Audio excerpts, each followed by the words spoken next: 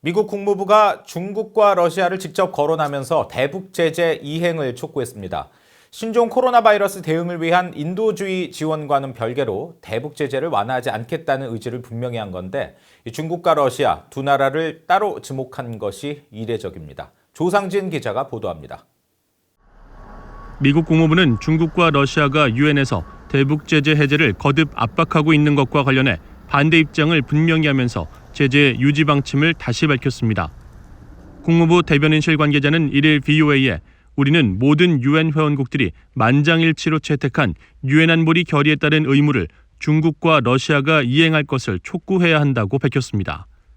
앞서 유엔 안보리는 지난 31일 비공개 화상회의를 열어 북한의 잇따른 미사일 발사 등에 대해 논의했지만 중국과 러시아가 제재 완화를 요구하며 맞서 안보리 차원의 단일 의견이 도출되지 못한 것으로 알려졌습니다.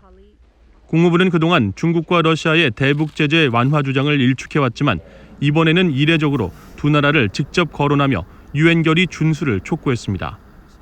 특히 지난달 4일에는 대북 제재를 완화해야 한다는 장진 유엔 주재 중국 대사의 발언에 대해 지금은 성급히 제재를 완화할 시기가 아니며 이는 북한에 잘못된 메시지를 줄 것이라고 논평하면서도 중국을 따로 언급하지는 않았습니다. 국무부 관계자는 독일과 영국, 프랑스 등 유엔 안보리 6개 유럽 국가들이 북한의 미사일 발사를 규탄하는 공동 성명을 낸 것과 관련해 최종적이고 완전히 검증된 북한의 비핵화 목표와 유엔 안보리 제재들을 완전히 이행하겠다는 우리의 약속에 모든 나라가 지속해서 단결해야 한다고 밝혔습니다.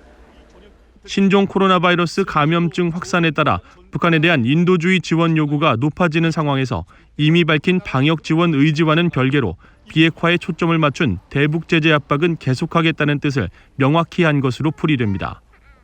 마이크 폼페오 국무장관도 그동안 인도주의 지원은 제재 대상이 아니라면서 유엔 대북 제재는 계속될 것이라는 입장을 재확인해 왔습니다.